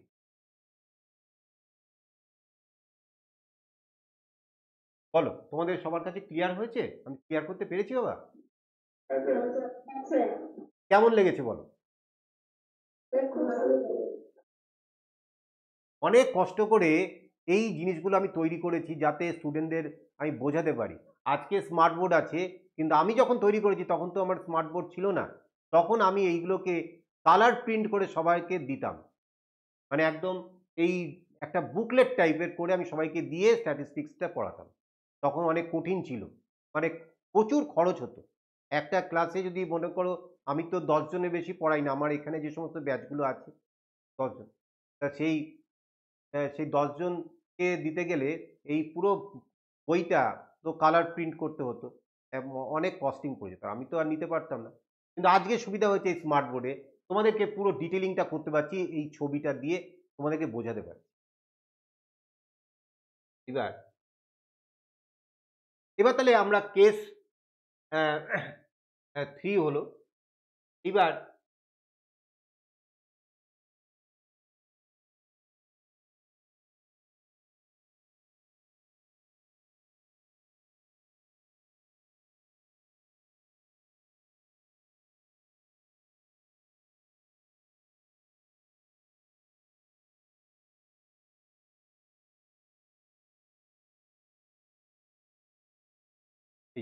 এবার কেস 4 এটা করব। পরিসংখ্যান বিভাজন তালিকায় শ্রেণী অন্তর প্রদত্ত নেই, ক্লাস ইন্টারভাল প্রদত্ত নেই। দেখো এই যতগুলো কেস আমি তোমাদেরকে এখানে ডিটেলিং করছি, কেসগুলো করিয়ে দিচ্ছি, আর কোনো বাইরের কিচ্ছু নেই। এইগুলো থেকেই এই অনুশীলনীতে যত প্রশ্ন আছে সব নিজেরাই সমাধান করতে পারবে। কিন্তু যদি এটা ভালো করে ফিল করতে পারো। আমি ক্লাসটা রেকর্ড করে রাখছি, আমি ভিডিওটাও দিয়ে দেবো, যদি মনে হয় আর একবার দেখবে, তোমরা দেখে তোমরা মনে হয় আর একটু সুবিধা হতে পারে। যাই হোক, কেস 4।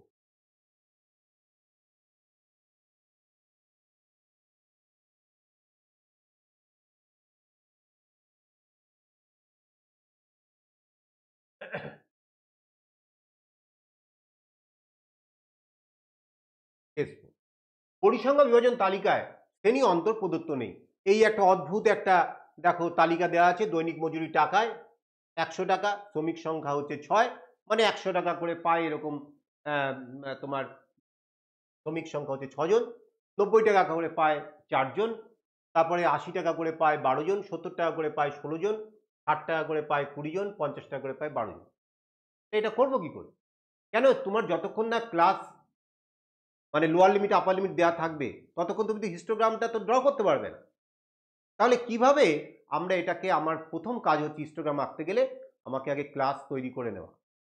তাহলে এই কাজটা দেখো, উপরের তথ্যের আয়তলেখ অঙ্কন করতে বলেছে, স্পষ্টতই উপরের ছকে শ্রেণী অন্তর প্রদত্ত নেই, এক্ষেত্রে শ্রেণী অন্তর তৈরি করতে হবে। তাহলে শ্রেণী অন্তর তৈরি করতে হলে দুটি ক্রমিক বেতনের অন্তর নির্ণয় করতে হবে। দেখো আমি অ্যালগোরিদমটা বলে দিয়েছি, অর্থাৎ রুলটা বলে দিয়েছি, এই রুল কিন্তু তোমার লিখতে হবে না, শুধু বোঝো ব্যাপারটা। শ্রেণী অন্তর তৈরি করতে হলে দুটি ক্রমিক বেতনের অন্তর নির্ণয় করতে হবে। তাহলে দুটি ক্রমিক বেতনের অন্তর কত? ধরো 100 আর 90, এই তো দুটি ক্রমিক বেতন পরপর, ক্রমিক বেতন মানে পরপর, 90 80ও হতে পারে, 80 70ও হতে পারে। তাহলে 100 মাইনাস 90 সেটা হচ্ছে 10। অ্যাডজাস্টমেন্ট ফ্যাক্টর, এই যে দুটি ক্রমিক বেতনের অন্তর বাই 2, তাহলে কত হলো? 10/2, দ্যাট ইজ 5। এইবার অ্যাডজাস্টমেন্ট ফ্যাক্টর ব্যবহার করে শ্রেণী অন্তর এমনভাবে নির্ণয় করতে হবে যেন উপরের ছকের প্রদত্ত দৈনিক মজুরি অর্থাৎ 100 90 80 70 60 50 ওই শ্রেণীগুলির ক্রমান্বয়ে মধ্যবিন্দু হয়। নিচের শ্রেণীগুলি নির্ণয় করার পদ্ধতি দেখালাম। দেখো এই যে 100 থেকে 5 মাইনাস করে পেয়েছি 95, আর 5 যোগ করে পেয়েছি 105। তাহলে প্রথম শ্রেণী তৈরি হয়ে গেল 95 থেকে 105। বলো ক্লিয়ার?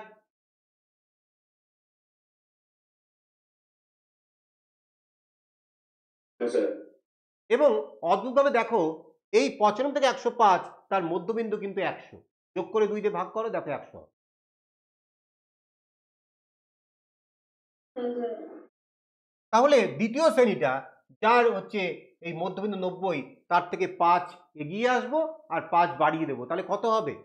5 এগিয়ে আসলে হচ্ছে 85, 5 বাড়িয়ে দিল 95, তাহলে দ্বিতীয় শ্রেণীটা হবে হচ্ছে 85 to 95। তৃতীয় শ্রেণী হচ্ছে 75 to 85, চতুর্থ শ্রেণী হচ্ছে 65 to 75, আর পঞ্চম শ্রেণী হচ্ছে 60 থেকে এই যে 60, এটা হচ্ছে পঞ্চম শ্রেণীর মধ্যবিন্দু হবে। তাহলে 60 থেকে 5 মাইনাস করো আর 60-এর সঙ্গে প্লাস 5 করো, পঞ্চম শ্রেণী হয়ে যাবে।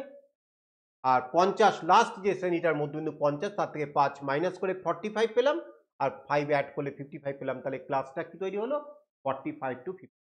বলো ক্লিয়ার? হ্যাঁ স্যার। তাহলে লক্ষ্য করো প্রদত্ত দৈনিক মজুরিগুলি 100 90 80 70 60 50 শ্রেণীগুলির মধ্যবিন্দু হয়েছে, তাই না? তুমি দেখো 65 থেকে 75 তুমি যোগ করে 2 দিয়ে ভাগ করো, দেখো কত পাবে? দেখো 70 পাবে, তাই না?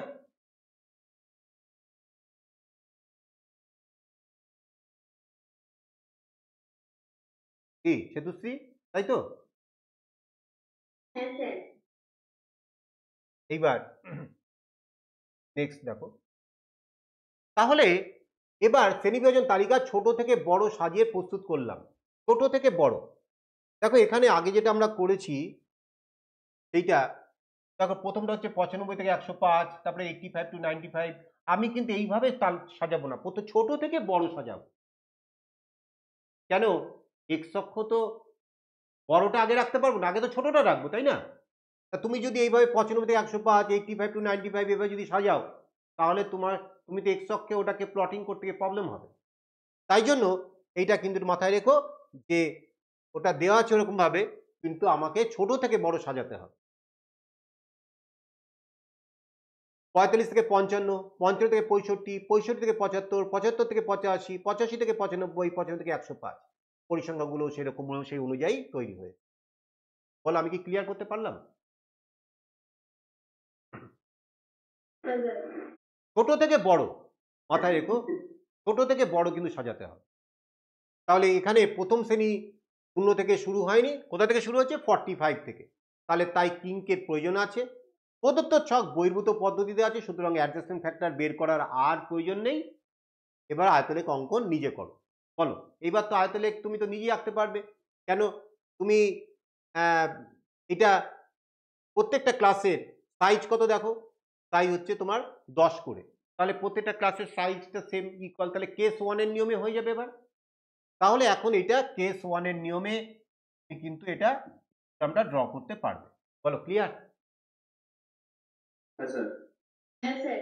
হ্যাঁ স্যার। আচ্ছা, এইবার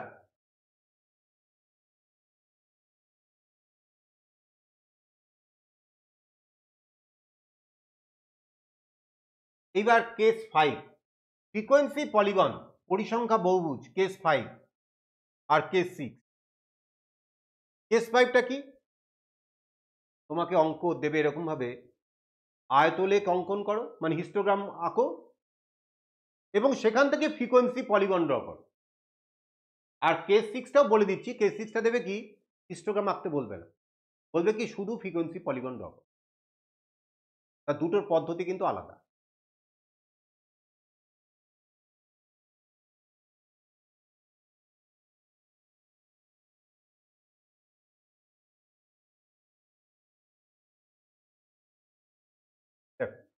কেস 5 আয়তলেখ এবং পরিসংখ্যা বহুভুজ, histogram and frequency polygon. Case 6 হচ্ছে পরিসংখ্যা বহুভুজ, ফ্রিকোয়েন্সি পলিগন। এখানে একটা টেবিল দেওয়া আছে, শ্রেণী, সেটা হচ্ছে বয়সের একটা শ্রেণী বছরে। 40 থেকে 45 পরিসংখ্যা হচ্ছে প্রাতঃভ্রমণকারীর সংখ্যা, যারা মর্নিং ওয়াকার। 40 থেকে 45 হচ্ছে 30 জন, 45 থেকে 50 হচ্ছে 40 জন, 50 থেকে 55 হচ্ছে 35 জন, 55 থেকে 60 বছর বয়সী লোক যারা মর্নিং ওয়াক করে সেই সংখ্যা হচ্ছে 45, 60 থেকে 65 বছর বয়সী লোক সংখ্যা যারা মর্নিং ওয়াক করে সেই সংখ্যা হচ্ছে 50। উপরের ছক থেকে প্রথম কোশ্চেন, দুটো কোশ্চেন একসঙ্গে থাকবে না, আইদার 1 অর 2। উপরের ছক থেকে আয়তলেখ এবং পরিসংখ্যা বহুভুজ অঙ্কন করো। আর 2 নম্বর প্রশ্ন হচ্ছে উপরের ছক থেকে পরিসংখ্যা বহুভুজ অঙ্কন করো। দুটো কিন্তু একসঙ্গে থাকবে না, যে কোনো একটা। তাহলে আয়তলেখ অঙ্কন করার পদ্ধতি আগেই দেখিয়েছি। প্রশ্ন 1-এর ক্ষেত্রে পরিসংখ্যা বহুভুজ অঙ্কন করতে গেলে আয়তলেখ অঙ্কন করে তারপর পরিসংখ্যা বহুভুজ অঙ্কন করতে হবে। আর প্রশ্ন 2-এর ক্ষেত্রে পরিসংখ্যা বহুভুজ অঙ্কন করতে হলে কেবল পরিসংখ্যা বহুভুজ অঙ্কন করতে হবে। দুটি ক্ষেত্রেই প্রতি শ্রেণীর মধ্যমান নির্ণয় করতে হবে। এই হচ্ছে তোমার ডাইরেকশন। বলো ক্লিয়ার কিনা? হ্যাঁ স্যার। হ্যাঁ স্যার। এইবার আমরা শ্রেণীগুলো লিখেছি এবং আমাদের একটু সুবিধা আছে যে কোনোটাই ইনক্লুসিভ ফর্মে দেওয়া নেই, সবগুলো এক্সক্লুসিভ ফর্মে দেওয়া। তাহলে 35 থেকে 40 তার মধ্যমান কত হবে, যোগ করে 2 দিয়ে ভাগ, 35.5। পরিসংখ্যা হচ্ছে 0। কিন্তু যেটা ছিল ভালো করে খেয়াল করো, 40 থেকে 45 এই হচ্ছে শুরুটা ছিল, এই হচ্ছে ক্লাসটা। তাহলে আমরা এখানে শুরু করেছি 35 থেকে 40, এই ক্লাস তো ছিল না। তাহলে নতুন একটা ক্লাস আমরা আগে তৈরি করে নিয়েছি 35 থেকে 40, যার পরিসংখ্যা হচ্ছে 0। কেন তো ছিল না কেউ। তাহলে এই যে একটা কাল্পনিক শ্রেণী উপরে এবং নিচে, ভালো করে খেয়াল করো, 65 থেকে 70 এটাও কিন্তু আমাদের যে প্রশ্নে যে তালিকা দেওয়া ছিল এখানে 35 থেকে 40 আর 65 থেকে 70। আমি আরেকবার দেখাচ্ছি, দেখো 40 থেকে 45 শুরু হয়েছে, 60 থেকে 65 শেষ হয়েছে। 35 থেকে 40 আর 65 থেকে 70 কিন্তু ছিল না, কিন্তু সেইটা কিন্তু আমরা উপরে আর নিচে আমরা সংযুক্ত করেছি। শূন্য ফ্রিকোয়েন্সি। কেন শূন্য ফ্রিকোয়েন্সি? নেই তো কেউ, দেয়া নেই মানে ওখানে ফ্রিকোয়েন্সি শূন্য। এইবার এইরকম ভাবে দুটি কাল্পনিক ক্লাস কেন যুক্ত করতে হলো সেটা আমরা একটু পরেই দেখতে পারব। তাহলে এবার টেবিলটাকে আমরা সম্পূর্ণ করি।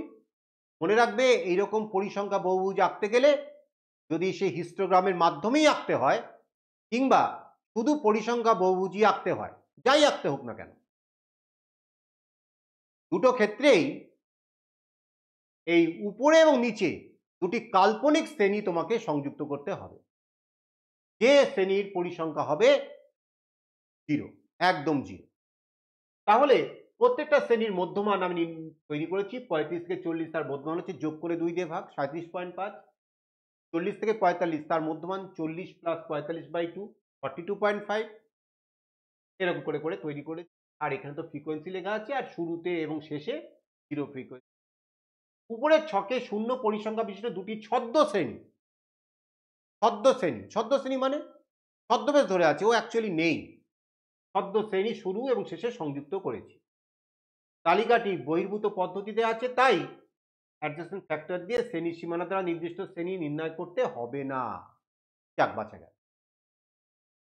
এইবার এই কাজটা কমপ্লিট করার পরে এই যে লেখাগুলো, এই লেখাগুলো তোমার কিন্তু পরীক্ষার খাতায় লিখতে হবে না, এগুলো জাস্ট তোমাকে বোঝানোর জন্য। উপরের ছকের শ্রেণী মধ্যমান এবং পরিসংখ্যা দিয়ে পরিসংখ্যা বহুভুজের কৌণিক বিন্দুগুলি স্থানাঙ্ক তৈরি করলাম। 37.5, 0, 42.5, 30, 47.5, 40, 52.5, 35। এইভাবে কতগুলি বিন্দুর স্থানাঙ্ক আমরা তৈরি করে পেরেছি, এবং এই বিন্দুগুলি সরলরেখাংশ দ্বারা যুক্ত করে পরিসংখ্যা বহুভুজ অঙ্কন করলাম।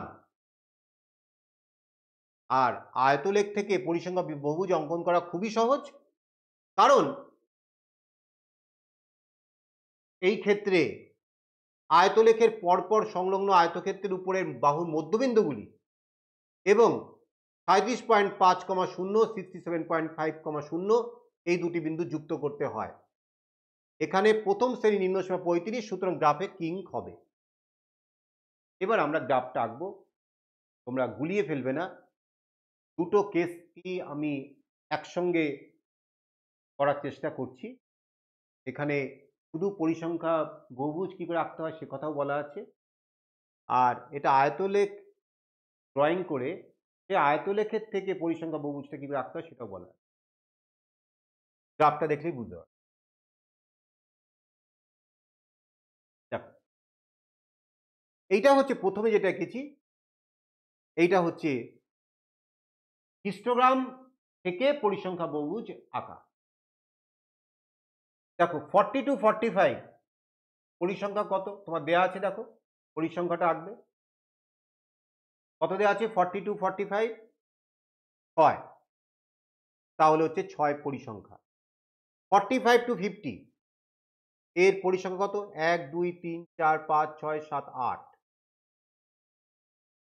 50 to 55, আর এখানে একটা সুবিধা হচ্ছে তার সাইজটা সেম, তাই জন্য হিস্টোগ্রাম আঁকতে গিয়ে আমাকে আবার সেই উচ্চতা পাল্টাতে হচ্ছে না। উচ্চতাটা যেভাবে পাল্টে ফেলছিলাম সেই কেস টুতে, হিস্টোগ্রাম কেস টুটা বেশ মানে ভালো, একটু বেশ বুদ্ধির ব্যাপার রয়েছে, একটু কাজটা বেশি করতে হয়।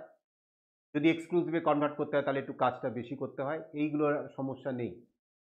তাহলে হিস্টোগ্রাম এইখানে যদি আমরা 40 থেকে 45 হিস্টোগ্রাম এঁকেছি, 6 তোমার হচ্ছে এই এর দৈর্ঘ্য, 45 to 50 এটা হচ্ছে 8 দৈর্ঘ্য, 50 to 55 এটা হচ্ছে 7। এইভাবে হিস্টোগ্রামগুলো ড্র করলাম।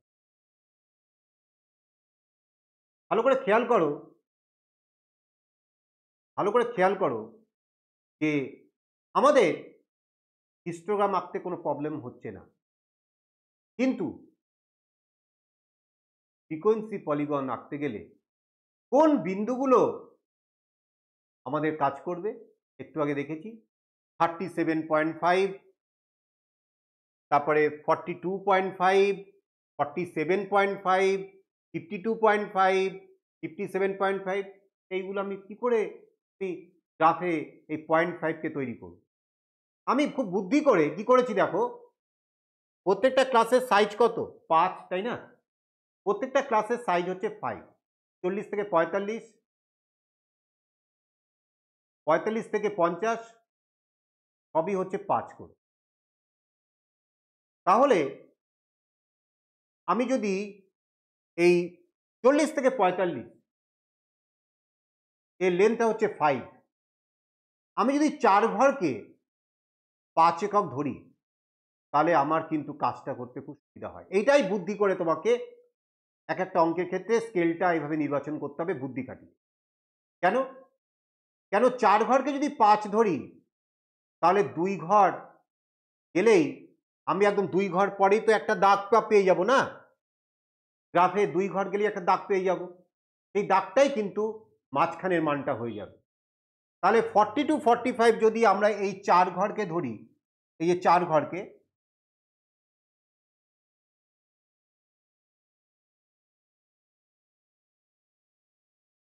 এই যে 4 ঘরকে, এইটা যদি 40 to 45 ধরি 4 ঘরকে, তাহলে এই মাঝখানের যে বিন্দুটা, এই বিন্দুটা, এটা নিশ্চয়ই 40 এবং 45 এর মাঝখানে রয়েছে, দ্যাট ইজ 42.5। তাহলে এই দাগটাকে ব্যবহার করে আমি বলতে পারবো এই এই বিন্দুটা হচ্ছে 42.5।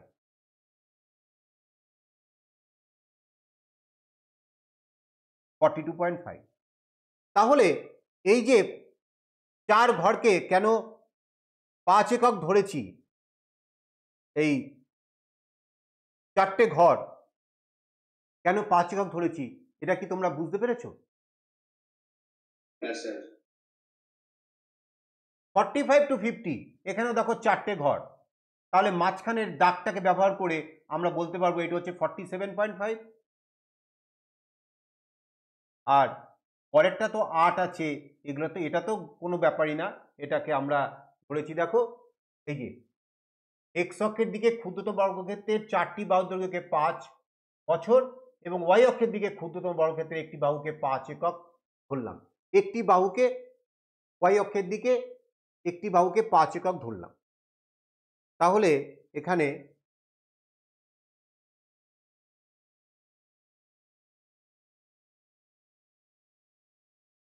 আচ্ছা, এখানে ওয়াই অক্ষের দিকে, এক্স অক্ষের দিকে ক্ষুদ্রতম বর্গক্ষেত্রের 4টি বাহুর দৈর্ঘ্যকে 5 বছর এবং ওয়াই অক্ষের দিকে, ওটা তো 6, দেখি টেবিলটা একটু দেখে নিই, পরিসংখ্যা হচ্ছে 30, দেখো পরিসংখ্যা হচ্ছে 30, 40, 35, 45, 50। তাহলে এইগুলো পেতে গেলে আমাকে দেখো এই যে 42.5, 6 লিখেছি, এই 6 মানে কিন্তু অ্যাকচুয়ালি আমি প্রত্যেকটা ঘরকে ওয়াই অক্ষের দিকে ক্ষুদ্র বর্গক্ষেত্রের দৈর্ঘ্যে 5 একক ধরেছি। তাহলে 6 ঘর যাওয়া মানে 30 ঘর যাওয়া, তাই না? তাহলে তোমরা এই যে 42.5, 6 এইটা তোমরা এখন বলতেই পারো, এইটা তোমরা একটা কাজ করো, 42.6টা লিখো না, এইখানে তোমরা লিখবে হচ্ছে 30, 42.5, 30। কেন একদম যেটা তোমার ওই ফিগারটা যেটা টেবিলে দেওয়া আছে সেই টেবিলের ফিগারটাই এখানে দেখাবে। 47.5, কমা এটা হচ্ছে 40, তারপরে 52.5, কমা 7 into 5, দ্যাট ইজ 35। এইভাবে এটা হচ্ছে 57.5, কমা 9 into 5, দ্যাট ইজ 45। এইটা হচ্ছে 0.5, কমা হচ্ছে 10 into 5, 50, 0.5, 50। আর লাস্টে হচ্ছে 67.5, 0। আর প্রথমে 37.5, 0, এটা তো নিশ্চয়ই তোমাদের করতে অসুবিধা হবে না। কেন? আগের যে 4টে ঘর, এই যে 1, 2, 3, 4, এই 4টে ঘরের মিডিলটাই হবে 37.5, 0। এখানে আমি তোমাদের ব্যাখ্যা করে দিয়েছি ক্ষুদ্রতম বর্গক্ষেত্রের 4টি বাহুর দৈর্ঘ্য 5 বছর ধরার কারণ প্রতি বাহুর দৈর্ঘ্য 5/4, 1.25, দুটি বাহুর দৈর্ঘ্য হচ্ছে 1.25 into 2, দ্যাট ইজ 2.5। এর ফলে 37.5, 42.5 এই ধরনের বিন্দুগুলি প্লট করতে সুবিধা হয়। এবার উপরের তালিকা থেকে প্রয়োজন মতো তথ্য নিয়ে গ্রাফ কাগজে আয়তলেখ অঙ্কন করলাম। তাহলে আয়তলেখগুলো তো অঙ্কন হয়েই গেল। এইবার এই যে বিন্দুগুলো 37.5, 0, 42.5, 30, তারপরে হচ্ছে তোমার 47.5, 40, তারপরে হচ্ছে 52.5, 35, এই যে বিন্দুগুলো তৈরি হয়েছে লাস্টে গিয়ে 67.5, 0, এই বিন্দুগুলো রেখাংশ দ্বারা যুক্ত করে আমরা কি পেলাম, এই নাম দেবে A B C D E F G আবার এ। তাহলে এ বি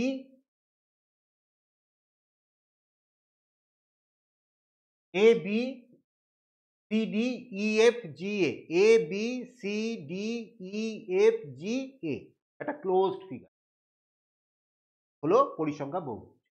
এইবার আমরা বুঝতে পারছি যে কেন উপরে এবং নিচে দুটি ছদ্ম শ্রেণী মানে তৈরি করতে হয়েছে, দুটি ছদ্ম শ্রেণী তৈরি করতে হয়েছে, মানে তোমার কাল্পনিক দুটি শ্রেণী শূন্য ফ্রিকোয়েন্সিওয়ালা। ওই দুটো তৈরি না করলে তুমি কি একটা বহুভুজ তৈরি করতে পারতে? বহুভুজ মানে কি, একটা ক্লোজড ফিগার হবে, তাই না? তুমি দেখো, যদি এই যে এক্স অক্ষের উপরে 37.5, 0 আর 67.5, 0 না থাকতো, তাহলে এটা কিরকম হতো? এই বিন্দুটা এইখান থেকে এই এই এই এই এই এইখানে শেষ, এখানে শুরু এখানে শেষ, তাহলে তো এটা বহুভুজ তৈরি হতো না। তাই জন্য এই শুরুতে এবং শেষে জিরো ফ্রিকোয়েন্সিওয়ালা অর্থাৎ ওয়াই জিরো হবে এইরকম একটা চিন্তা করে আমি একটা দুটো বিন্দু এভাবে তৈরি করে নিয়েছি কাল্পনিকভাবে। এবং সেইটা যখন সংযুক্ত করা হচ্ছে, ভালো করে খেয়াল করো, এই যে সংযুক্ত করা হচ্ছে এবং এই যে এক্স অক্ষ সব মিলিয়ে তৈরি হলো কি একটা বহুভুজ। তা আঁকতে বলেছে তো পরিসংখ্যা বহুভুজ। তাহলে আমাদের ওই জন্যই উপরে এবং নিচে দুটো কাল্পনিক শ্রেণী তৈরি করে নিতে হবে যার ফ্রিকোয়েন্সি 0। বলো, ক্লিয়ার হচ্ছে সবার কাছে? হ্যাঁ স্যার।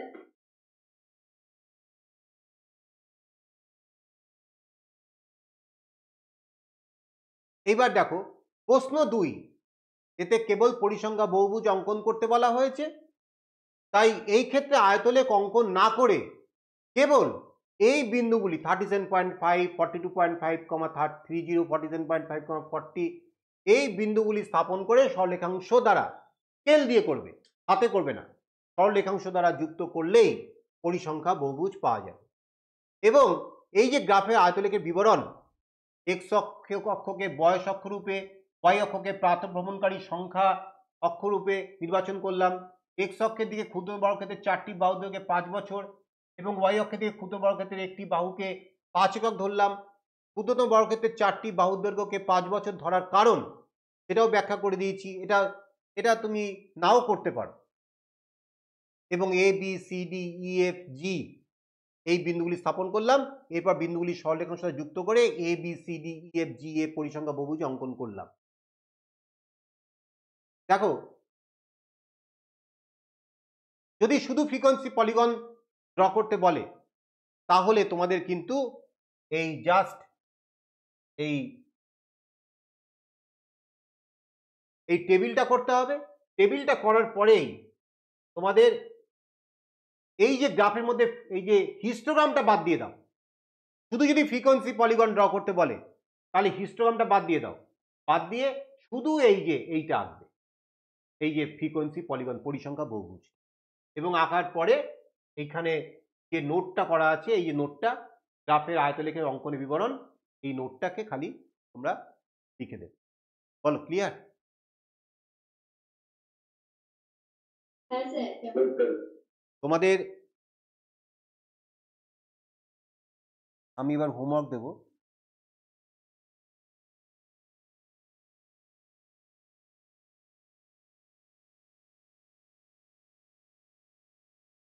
তোমরা হোমওয়ার্কটা লেখো।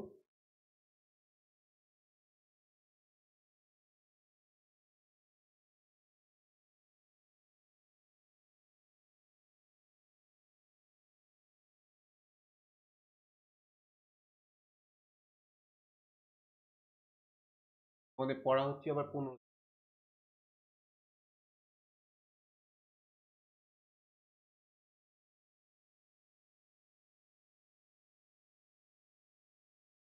বসে দেখি 11.2 এক্সাম্পলস ক্লাস এক্সারসাইজ, এটা পুরো কমপ্লিট করবে। আর একটা ছোট্ট ক্লাস টেস্ট নেব।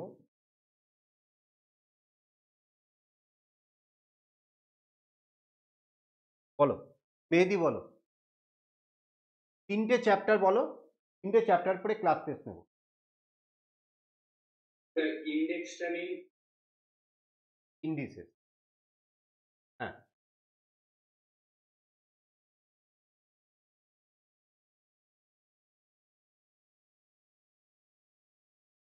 স্যার বলছি।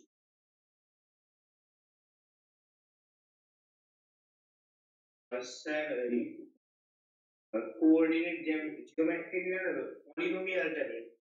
পলিনোমিয়াল, আচ্ছা তারপর স্যার রিয়েল নাম্বার।